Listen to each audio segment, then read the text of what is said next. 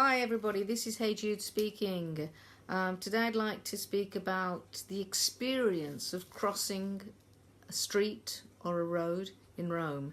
As you can see, I've got my steering wheel, but I'm going to actually speak on the part of being a pedestrian.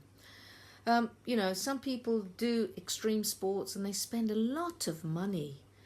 I would suggest, if you really want to get your adrenaline going, you get the same thrill just by crossing the road, and it's totally free. A favourite quote of mine, which I think was very to the point, is, for example, in Milan, traffic lights and zebra crossings are instructions to the drivers, no? And then we get down to Rome, and the traffic lights and the zebra crossings become suggestions for drivers. And then you go a bit further south to Naples and even further down, and the traffic lights are just there for decoration. So, you know, it is very, very true. Again, when you're crossing the road, a couple of things to really take into consideration. Even if you're standing at a zebra crossing, don't take it for granted that if you cross at a zebra crossing, a car will necessarily stop. Basically, the best thing to do, from my experience, is to always look the driver in the eye. Make sure that you look into his eyes, into the white of his eyes, and that he's seen you. Because if he's seen you, then it's more unlikely that he's going to run you over.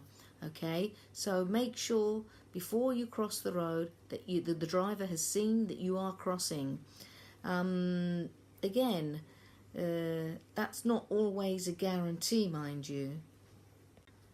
A funny thing happened to me this morning as I was waiting by a zebra crossing to cross the road.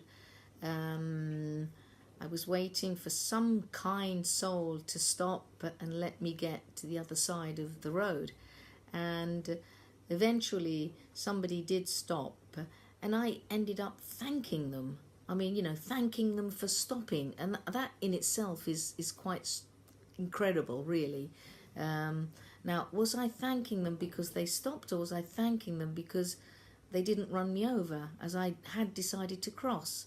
Yeah, that's the question that I've been asking myself. And don't think that it's always that simple. Because one car has stopped doesn't mean the car that's coming up by the side is going to stop. So always keep your eyes wide open. Having said that, sometimes when I'm driving my car, I really hate it when people just run out, just suddenly, no, at the zebra crossings. That can be quite frustrating as a driver.